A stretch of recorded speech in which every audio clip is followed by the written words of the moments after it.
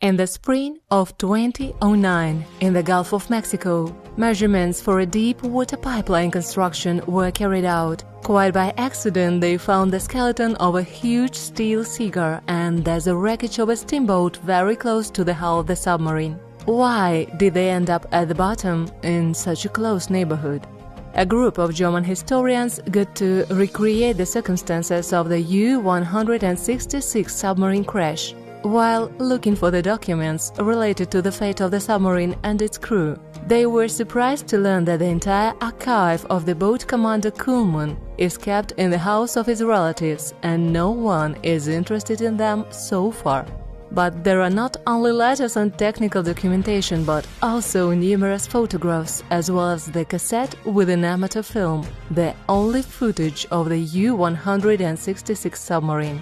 In personal letters written by 25-year-old Hans-Günther Kuhlmann, a few hours before his last departure, a clear message can be found. U-166 had a special task: mining of the U.S. coastal waters. The Gulf of Mexico became the most dangerous area for navigation in 1942.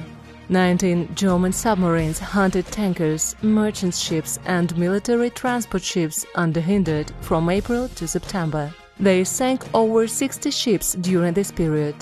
Elderly fishermen still remember the terrible impressions of their youth: burning tankers and black smoke over the sea, drowning people clinging to the wreckage, and countless corpses that the sea threw on sandy beaches. In the summer of 1942, U-166 patrolled the Gulf of Mexico in search for another victim.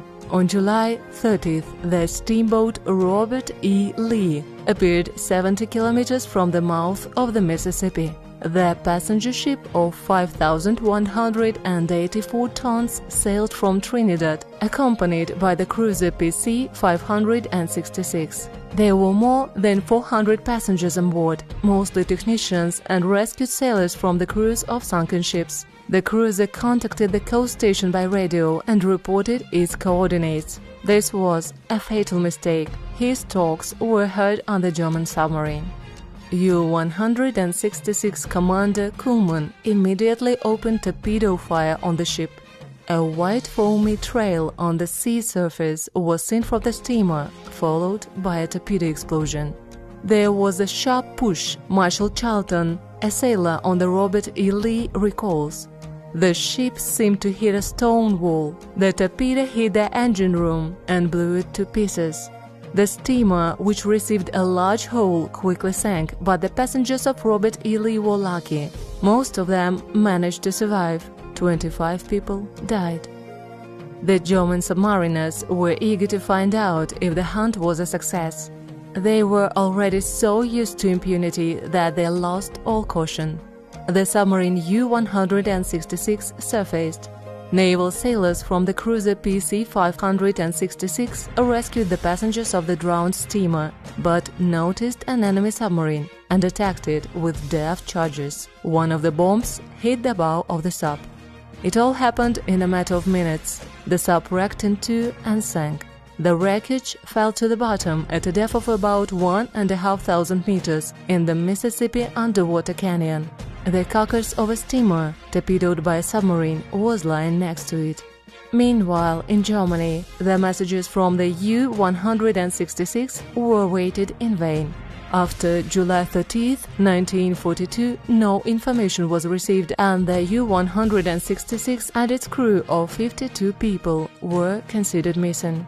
German historians sum up the depressing results of enemy losses: 2,900 ships and 33,000 sailors at the cost of the lives of 30,000 German submariners.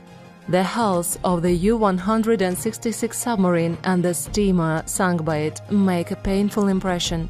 Hunter and prey, killer and victim lie side by side in their deep-sea grave, covered in sand and silt, almost forgotten. Another reminder of the horrors of that war.